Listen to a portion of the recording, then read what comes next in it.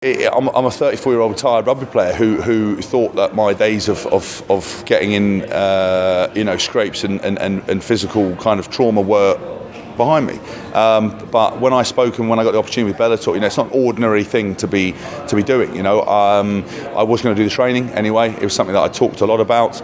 I said I wanted to get my black belt in jiu-jitsu, whether that took 12 years to do it or whatever. I wanted to follow that path. But ultimately, I talked to my friends, and it's the excitement. It was the fact that this is a journey. I think life's for living and exciting, and I'm still able to do all the stuff I want to do, the DJing, the speaking.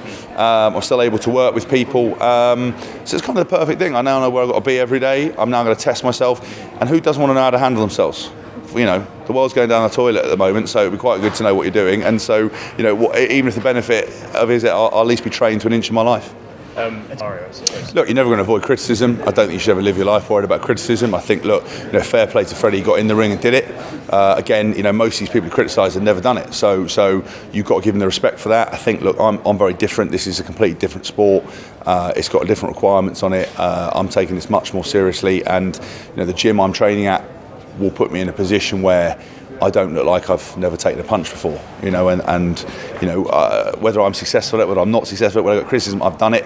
It's part of a journey, and if I was to die tomorrow, I've had to go at everything in life. So everyone else can just mind their own business, because I don't care, and neither should they. I don't know. At the end of the day, it didn't go well for him. I'm just worried about myself and get on with it, And I talked to my friends and I talked to my family, and it was overwhelming kind of support for doing it. And I think that I've gone out of one sport which has been very attritional, very tough, going into something that's very unknown. I think personally there's a large element of fear involved. I think anyone who says that they're not scared of this kind of thing is either lying or coming up with pretense. I think for me, I want to test myself.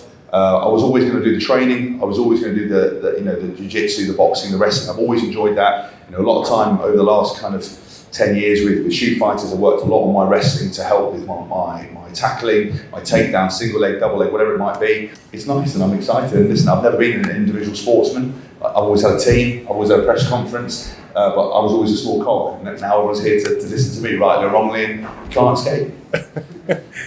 A lot of people, it's been overwhelming support, but I think some people think it's a bit like, seeing that of like Rocky 3, where he's wearing golden gloves and training, and there's all showbiz and everything else like that, and he gets absolutely filled in by Clubber Lang. That's not what I'm about. I'm dedicating my life to this. I want to make sure that I'm in the best possible shape. Whatever happens at the end of it, I'm going to put as much dedication I put into this as I did to rugby. And I'm deadly serious about it. So, everything we're trying to do with the sponsors, the people we want to work with, I want them to help me on my journey. I don't want this to be a case of where you get into the cage and it looks like I've never taken a punch before. It looks like I'm just here for fun, and because I'm not about that. And but they're excited. I think it was great to be down in the England camp and see the guys, how hard they're training. I think I missed that.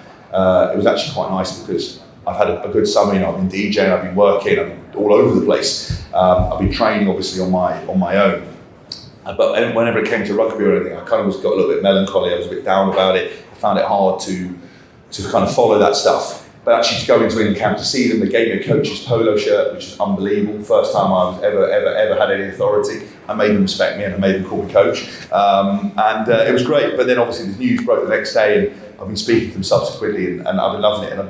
And back down at Shoot Fighters again, I'm surrounded by lads, A whole set of lads who can fill me in, but B, more importantly, that we've got that camaraderie, we've got that chat, everyone's working hard, everyone's got a common goal, and I love that. I think, you have to ask Chloe, but I think I've probably calmed down a little bit.